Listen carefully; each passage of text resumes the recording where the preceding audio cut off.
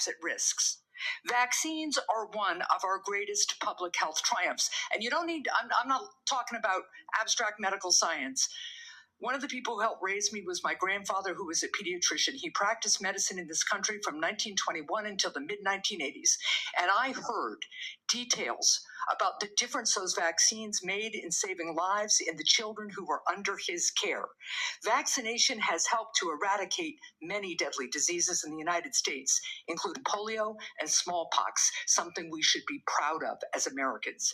I am extremely concerned that as Secretary, you would be able to halt critical vaccine research and to exploit parents' natural worries by advising them not to vaccinate their children. This will lead to more children getting sick, and some will even die. Before the measles vaccine, about 500 American children died a year from measles. This is too much of a risk for our country, and there is no reason that any of us should believe that you have reversed the anti-vaccine views that you have promoted for 25 years.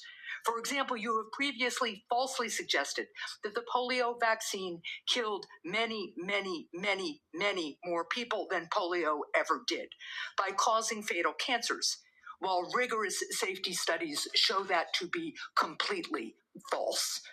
Now, let's go to something we agree upon. I am really heartened to see that one area where we agree on is on women's reproductive freedom. In your own words, it's not the government's place to tell people what to do with their bodies. You said that, correct? Yeah. Mr. Kennedy, in 2023, you came to New Hampshire and said, quote, I'm pro-choice. I don't think the government has any business telling people what they can or cannot do with their body. So you said that, right? Yes. Yep. But you also said we need to trust the women to make that choice because I don't trust government to make any choices. You said that too, right? Yes. It is remarkable that you have such a long record of fighting for women's reproductive freedom, and really great that my Republican colleagues are so open to voting for a pro-choice HHS secretary. So, Mr. Kennedy, I'm confused. You have clearly stated in the past that bodily autonomy is one of your core values. The question is, do you stand for that value or not? When was it that you decided to sell out the values you've had your whole life in order to be given power by President Trump?